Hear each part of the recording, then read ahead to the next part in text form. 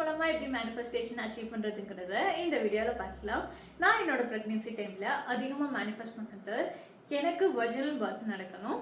என்னோட labour period ரொம்ப ஷார்ட்டாக இருக்கணும். என்னோட கேர்ள் பேபி ரொம்ப ஹெல்த்தியாகவும் ஸ்மார்ட்டாகவும் பிறக்கணும் அப்படிங்கிறத நான் நினச்சிருந்தேன்.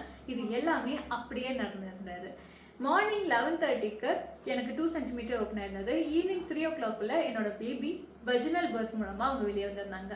டாக்டர் ஜெண்டர் என்னன்னு பாருங்கன்னு சொல்லும்போது எனக்கு அவ்வளோ ஹாப்பியாக இருந்தது. பிகாஸ் நான் நினச்ச மாதிரியே கேர்ள் பேபி தான் பிறந்திருந்தாங்க. டாக்டர் சொன்னது உங்களோட பேபி ரொம்ப ஹெல்த்தியாக இருக்காங்க அப்படின்னு. இது எல்லாமே கேட்கும்போது எனக்கு அவ்வளோ ஹாப்பியாக இருந்தது. நான் இந்த யூனிவர்ஸ்க்கு நிறைய வாட்டி தேங்க் பண்ணிகிட்டே இருந்தேன். பிகாஸ் நான் ரைட்டிங் மூலமாக எழுதினது எல்லாமே அப்படியே நடந்திருந்தது. ரைட்டிங்ஸ் மூலமாக நான் எப்படி மேனிஃபெஸ்டேஷன் பண்ணேன் அப்படின்னா, எனக்கு ஆல்ரெடி நடக்க போகிற விஷயத்துக்காக நான் முன்னாடியே தேங்க் பண்ணிட்டேன். அது மட்டும் இல்லாமல் நடக்க போகிற விஷயத்த பாஸ்ட் டென்ஸில், அதாவது எனக்கு ஆல்ரெடி நடந்த மாதிரி நான் எழுதியிருந்தேன்.